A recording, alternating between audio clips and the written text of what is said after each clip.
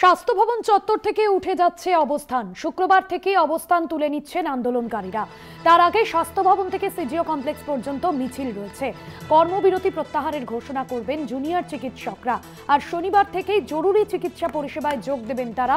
তবে রাজ্যের সমস্ত যে মেডিকেল কলেজগুলি রয়েছে সেখানে ওপিডি যেভাবে আগে থেকে বন্ধ ছিল, জুনিয়র চিকিৎসকরা তারা পরিষেবা দেননি এবং সেই জায়গা থেকে কিন্তু ওপিডিতে কোনো পরিষেবা দিচ্ছে না, শুধুমাত্র এমার্জেন্সি পরিষেবা থাকবে। শনিবার থেকে জরুরি চিকিৎসা পরিষেবায় যোগ দেবেন জুনিয়র চিকিৎসকরা। সাংবাদিক বৈঠক করে বেশ কিছুক্ষণ আগে এমনটাই জানিয়েছেন জুনিয়র চিকিৎসকরা। গত এক সপ্তাহেরও বেশি সময় ধরে জুনিয়র চিকিৎসকরা তারা তাদের অবস্থান চালিয়ে যাচ্ছেন স্বাস্থ্য ভবনের সামনে। আগামীকাল থেকে তারা কর্মবিরতি প্রত্যাহারের ঘোষণা করবেন জুনিয়র চিকিৎসকরা। তবে স্বাস্থ্য ভবন থেকে সিজিও কমপ্লেক্স পর্যন্ত মিছিলও রয়েছে তাদের। আগামী কি কি কর্মসূচি রয়েছে বেশ কিছুক্ষণ আগেই সাংবাদিক বৈঠক করে তারা স্পষ্ট করেছেন আগামীতে তারা তাদের আন্দোলন কোন পথে এগোবে।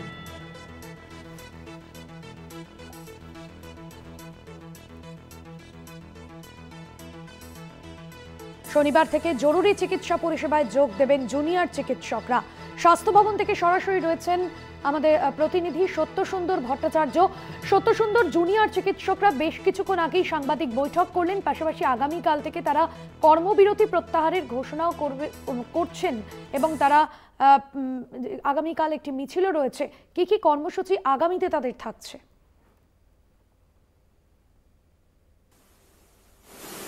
দেখো, দীর্ঘ ৪১ দিনের আন্দোলন এবং এই স্বাস্থ্য ভবন চত্বরে যে ধর্ণা বা অবস্থান চলছে সেটা কিন্তু ১০ দিনের এই ধর্ণা অবস্থান। তারপরেই কিন্তু তারা আজকে সিদ্ধান্ত নিয়েছেন যে আগামীকাল থেকে এই স্বাস্থ্য ভবন চত্বরে তাদের যে অবস্থান সেই অবস্থান তারা তুলে নেবেন। কিন্তু কর্মবিরতি পুরোপুরি তারা প্রত্যাহার করছেন না, আংশিকভাবে কর্মবিরতি প্রত্যাহার করছেন। আগামী পরশু দিন থেকে অর্থাৎ আগামী শনিবার থেকে বিভিন্ন সরকারি মেডিকেল কলেজ হাসপাতালে তারা জরুরি পরিষেবার কাজে তারা অংশগ্রহণ করবেন, তারা সেই পরিষেবাতে যুক্ত হবেন।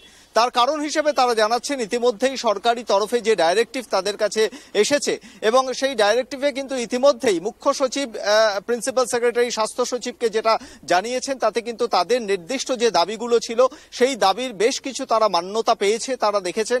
কিন্তু সেই তাদের যে বিচারের দাবি সেই বিচারের দাবিতে আগামীকাল তারা একটি মিছিলের ডাক দিয়েছেন। সেটি স্বাস্থ্য ভবন থেকে সিজিও কমপ্লেক্স পর্যন্ত, সিবিআই দফতর পর্যন্ত এই মিছিল হবে। আন্দোলনরত জুনিয়র চিকিৎসকদের এবং সেইখানে বিচারের দাবিতেই এই মিছিল।